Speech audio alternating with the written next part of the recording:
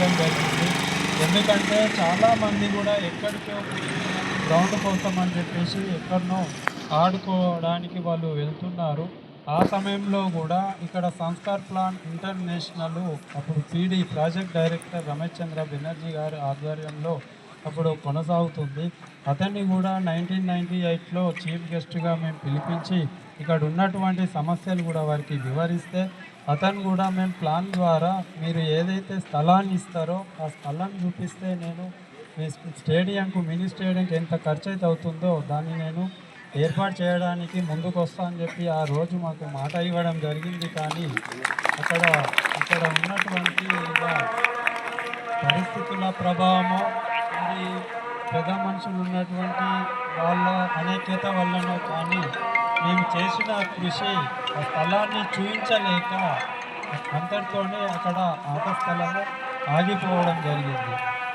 కాబట్టి ఇకనైనా ఇప్పుడు ఉన్నటువంటి గ్రామ పంచాయతీ నూతన పాలకవర్గ సభ్యులు సర్పంచ్ కానీ మరియు వార్డు మెంబర్లు మరి ఇతర పార్టీల నాయకులు కానీ కొద్దిగా ఆలోచన చేసి అంటే ఇప్పుడు చాలా క్రిటికలే ఇప్పుడున్నటువంటి పరిస్థితుల్లో స్థలాల రేట్లేమో బాగా పెరిగిపోయినాయి. కానీ గవర్నమెంట్ స్థలం మండల్లో ఎక్కడున్నా కూడా కొద్దిగా చూసి వాళ్ళు ముందుకు వచ్చి మన ఎమ్మెల్యే గారి సహకారంతోనూ వారికి ఉన్న పరిచయాలతోనూ మా సంస్థ తరఫున ఇంకొకటి మా మండల్ తరఫున కూడా వాళ్ళకి ఒక రిక్వెస్ట్ చేస్తున్నాము. ఇంకోటి ఇక్కడ పిల్లలకు ఈ ఆర్గనైజేషన్ ద్వారా ఇక్కడ ఉన్నటువంటి ముగ్గుల పోటీలు ఇప్పుడు ఈ సంవత్సరం మేము స్టార్ట్ చేసినాము.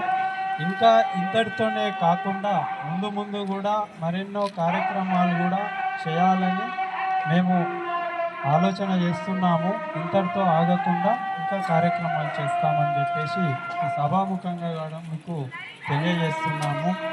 ఈ కార్యక్రమానికి చేసినటువంటి ప్రజాప్రతినిధులు కానీ అధికారులు కానీ ఇక్కడ ఉన్నటువంటి ఉపాధ్యాయ బృందం కానీ మాకు ఈ కార్యక్రమాన్ని నిర్వహించడానికి ముఖ్యంగా గ్రామ పంచాయతీ సర్పంచ్ మరియు పాలకవర్గ సభ్యులు కూడా వారు మాకు సహకారాలు అందించినందుకు వారికి కూడా మా సంస్థ తరఫున కృతజ్ఞతలు తెలియజేసుకుంటున్నాము.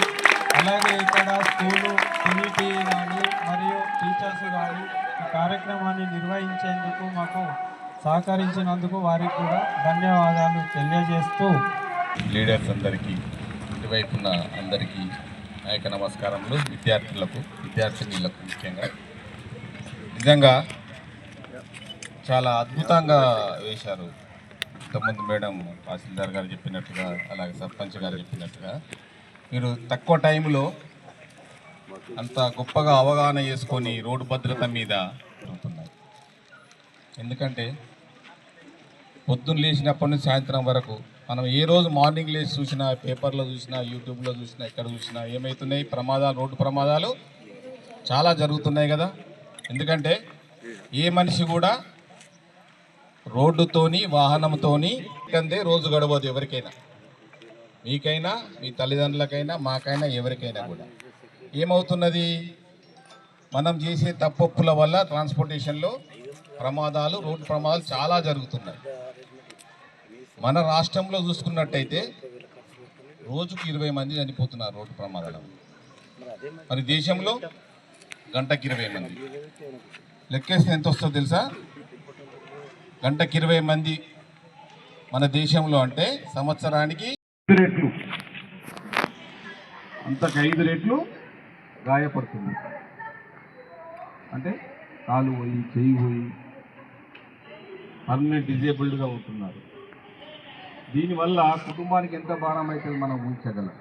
ఎందుకంటే మన ఇంటి పక్కనో మన ఊళ్ళో